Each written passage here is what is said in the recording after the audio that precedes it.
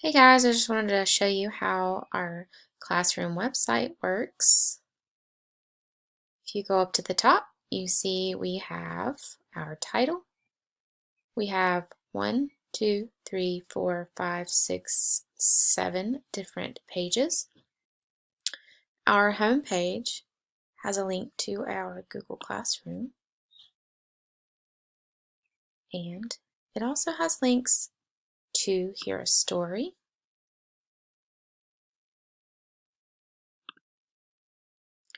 and a link to our Jamboard. Our Jamboard will correlate with whatever we're working on in class that week. So for example, this week in grammar, we are going over adjectives. So you will add a sticky note right here, and you can add an adjective, gray. Or you can say furry, or fast, or cute. Then you go to our Get to Know You page. This is me, a little bit about myself. You're going to click here and you will tell me a little bit about you by filling out this Google Doc.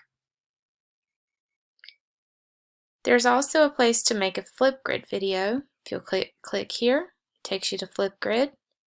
You will use our class code and it will take you to a video. I've already got one there for you, so you will respond to my video with an introduction about yourself.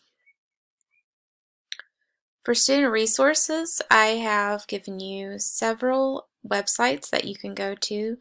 The Accelerated Reader is the reading program that we use in class. You will read books and take tests on these. Most of the tests will be taken in class, but this site will give you a reference to books that are in your level and how many points they're worth.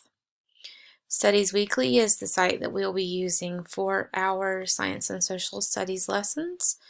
Cool Mather is a website we use to play math games.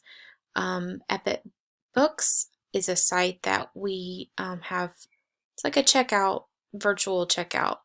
And our class code is here. I've also included it on the webpage. BrainPop Jr. is quick little videos that usually center around what we're learning. I'll assign different videos, but there are also some videos. For example, this one is featured on gratitude. And then National Geographic Kids, and you can go there and watch videos and learn cool facts about animals. Okay, next we have our curriculum page. This goes over what we'll be learning for the week. And so I will give you what we're going to be learning, and then what standard it meets, and then what book or math lesson or grammar lesson that we'll go over. I know you aren't able to take your reading books home, so we'll try to find the stories online. This one is for Yonder Mountain, which is what we're going to be learning. You spend so much time reading this essays, projects, things like that, and this week. But there's an activity for you to do at home that correlates with each thing that we're doing in class. Parent Resources is a great page for your parents to check out information about what's going on in our school and different programs that we use in the classroom.